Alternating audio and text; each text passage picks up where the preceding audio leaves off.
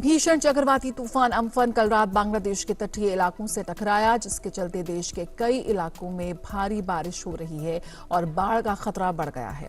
करीब 150 किलोमीटर प्रति घंटे की रफ्तार से चल रही हवाओं की वजह से देश के सभी तटवर्ती इलाकों में जबरदस्त बारिश और तेज हवाएं चल रही हैं। तूफान अम्फन के कारण अब तक 4 लोगों की मौत हो चुकी है। ढाका में कल शाम से ही बारिश हो रही है। तूफान की वजह से कई निचले इलाकों में बाढ़ आ गई है, कई पेड़ उखड़ गए और घर नष्ट हो गए।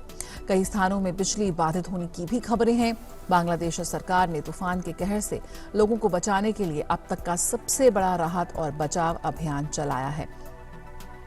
अब तक 4 लोगों के मारे जाने की खबर इस वक्त मिल रही है।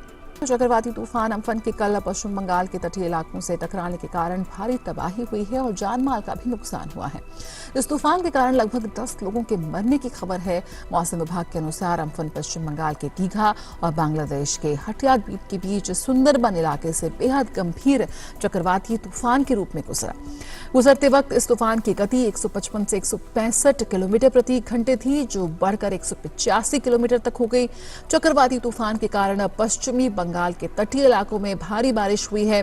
चक्रवाती तूफान अम्फन के कारण पश्चिम बंगाल के उत्तरी 24 परगना, दक्षिणी 24 परगना, हावड़ा, कोलकाता, पूर्वी मिदनापुर, पश्चिमी मिदनापुर और पुरुली बांकुरा जिले बुरी तरह से प्रभावित हुए हैं। पश्चिम बंगाल सरकार चक्रवाती तूफान अम्फन के मद्देनजर एक विशेष कार्यबल का गठन करेगी और चक्रवात से हुए नुकसान का जायजा लेने के अलावा लोगों को मदद पहुंचाने के तौर तरीकों पर विचार करेगी। और चक्रवात अम्फन के कारण पश्चिम बंगाल के 24 परगना जिले में 5,500 घरों को नुकसान पहुंचा है। इस तूफान से सबसे ज्यादा नुकसान पूर्वी मिदनापुर, उत्तरी और दक्षिणी 24 परगना जिलों को हुआ है।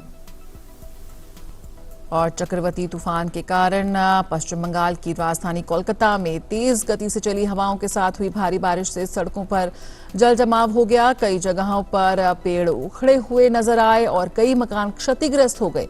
कोलकाता में तूफान की गति शाम 7 बजे तक 130 किलोमीटर प्रति घंटे तक पहुंच गई थी। तूफान के कारण कोलकाता की सड़कें जाम हो गई और कई जगह स्ट्रीट लाइट भी उखड़ी हुई नजर आई।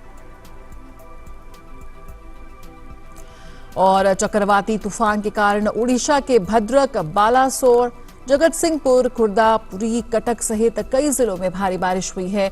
उड़ीसा सरकार ने तटीय जिलों के जिलाधिकारियों से चक्रवात के कारण हुए नुकसान का जायजा लेकर 48 घंटे के भीतर रिपोर्ट जमा करने को कहा है।